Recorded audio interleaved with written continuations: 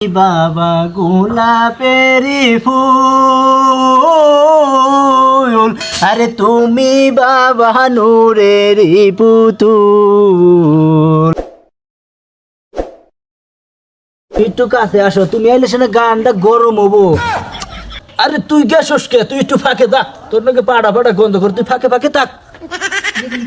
আরে তুমি বাবা নূরেরি পুতুল, আরে তুমি বাবা গোলাপেরি ফুল, আরে তুমি বাবা নূরেরি পুতুল, আরে তুমি বাবা নূরেরি পুতুল।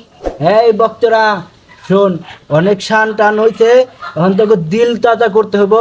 100 দিগির দিব, বুঝছস? 100 দিগির করবি তোরা। ধরই, আরে তুমি তুমি কইরা আয়া।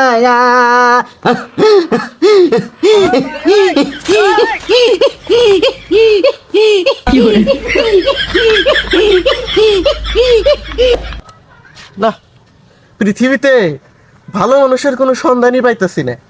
কার কাছে গেলি সঠিক পথের দিশা পামু, কোনো লোক আমি খুঁজে পাই না।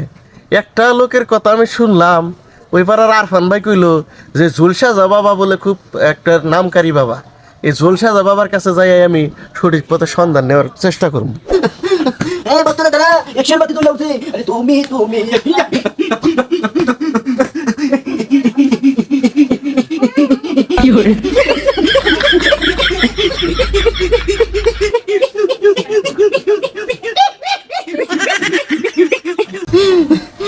জুলসাজা বাবা, এই ভক্তরে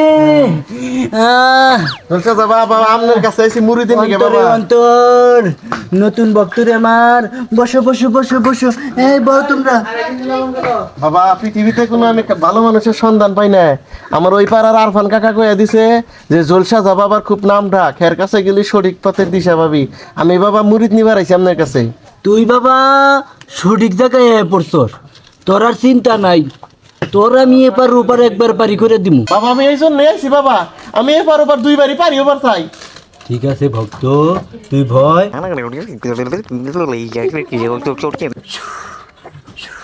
আমার কিছু শর্ত আছে ভক্ত। আমি সব শর্ত রাজি আছি বাবা।